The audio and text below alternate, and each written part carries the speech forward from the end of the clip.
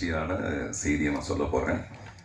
அதுக்கு முன்னாடி பத்திரிகை மற்றும் ஊடக நண்பர்களுக்கு பணிவான வணக்கமும் உங்களுடைய பொறுமைக்கு என்னுடைய பெருமை மிகு வாழ்த்துக்களும்.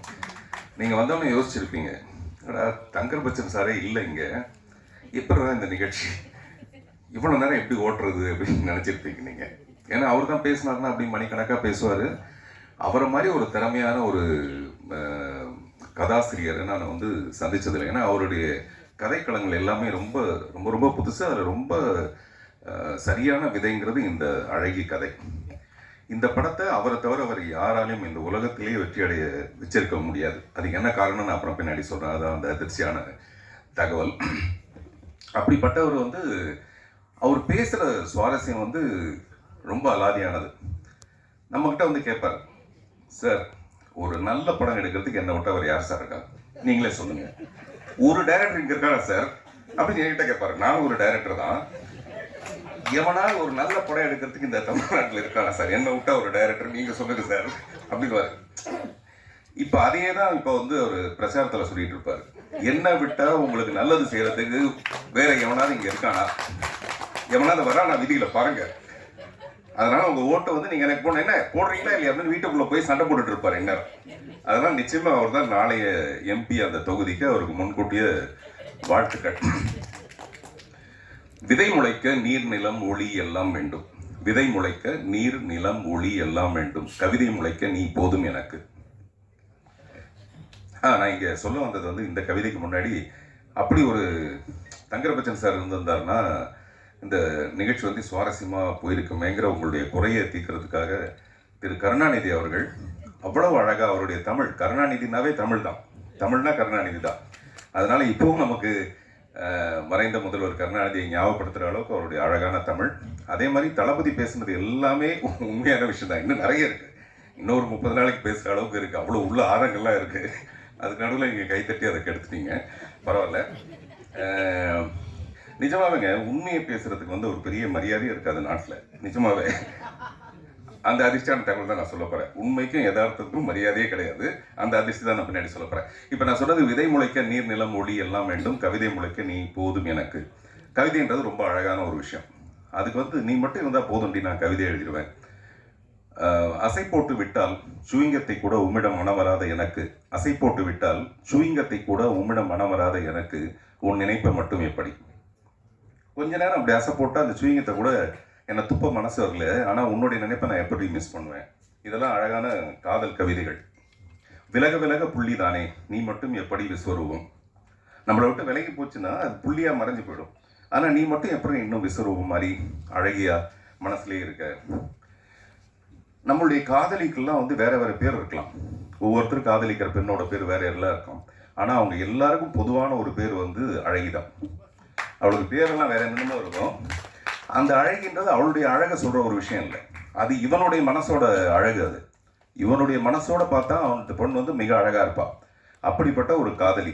அதே மாதிரி உலகம் பூரா இருக்கிற காதலர்கள் காதலை இன்னமும் எவ்வளவு அழகா மெய்ப்பிட வச்சிருக்காங்க, காதலை எவ்வளவு மதிக்கிறாங்கன்றதுக்கு ஒரு சரியான சான்று தான் இந்த 22 வருஷம் கழிச்சு நடக்கிற இந்த அழகிக்கான இன்னமும் எதிர்பார்ப்பு. அதுதான் உண்மை.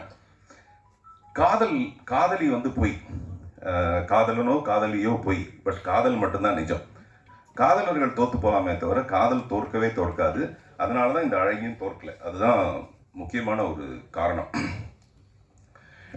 இந்த படத்தில் முதல் கதாநாயகன், 2வது கதாநாயகன்லாம் கருணாநிதி சொன்னார். இப்போ நான் சொல்கிறேன், இவங்க எல்லாத்த விட பெரிய கதாநாயகன் இந்த படத்தோட தயாரிப்பாளர் திரு உதயகுமார் அவர். அவர் உதயகுமாரை விட நல்ல இதயக்காரர், நல்ல இதயகுமார்னு சொல்லலாம் அவரை. ஏன்னா ஒவ்வொரு கலைஞனும் முதல் படம் பண்ணுறதுங்கிறது மிகப்பெரிய ஒரு கஷ்டமான விஷயம். நான் புதிய பதை பண்ணது எப்படியோ, என்னை வந்து என்னுடைய சுந்தரம் சார் வந்து என்னை அந்த படத்துக்கு தேர்ந்தெடுத்ததுனால இன்னமும் என்னுடைய பூஜை அறையில் அவருடைய ஃபோட்டோ வச்சுருக்கேன். எங்கள் அப்பாவுடைய ஃபோட்டோவும் அவருடைய ஃபோட்டோ வச்சுருக்கேன். அந்த மாதிரி அது ஒரு மிகப்பெரிய ஒரு விஷயம். அது 1.25 கோடியோ இல்லாட்டி 2 கோடியோ இல்லை 25 லட்சம் ரூபாவோட நிறுத்திடலான்னு முடிவு பண்ணுறதோ எதுவாக இருந்தாலும் ஒரு தயாரிப்பாளர் தங்கர் பச்சன் மிகப்பெரிய திறமைசாலியாக இருக்கலாம், இந்த கதை ரொம்ப பிரமாதமான கதையாக இருக்கலாம். அங்கே தான் எனக்கு மாறுபட்ட கருத்து இருக்குது. இந்த கதை அதிர்ச்சியான தகவல் நான் அப்புறம் சொல்கிறேன். இந்த மாதிரி பில்டப் பண்ணிட்டே வந்து அது என்னன்றது பின்னாடி பார்க்கலாம். ஸோ அந்த மாதிரி இந்த கதையை தேர்ந்தெடுத்து இந்த படத்தை வந்து இவ்வளவு தொய்வான இவ்வளவு இது எனக்கு தெரியும். அந்த நேரத்தில் இந்த படம் எடுத்துட்டு இருக்கும்போது, படம் முடிஞ்சதுக்கப்புறம் நான் இவன் ஒரு படம் பண்ணிட்டு இருந்தேன். ஒரு மழை மாலை, மழை பெஞ்சிட்டு இருக்க ஒரு மாலை நேரத்தில் வந்து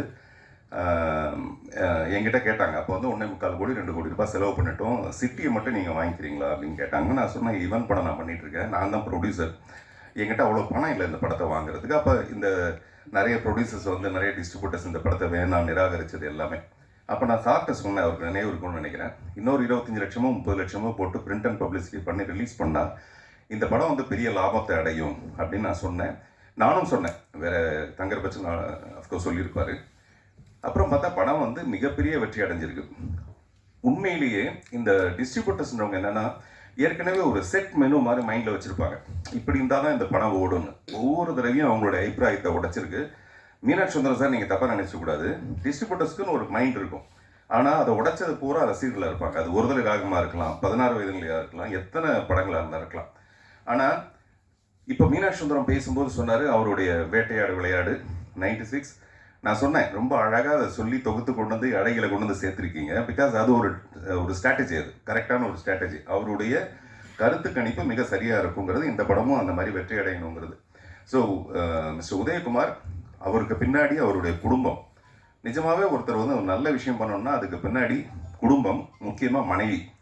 அந்த மனைவி நினச்சிருந்தாங்கன்னா நிச்சயம் இந்த படத்தை திருப்பதியிலே மூட்டை போட்டு முடிச்சிருக்கலாம் திரும்பி வரும்போது.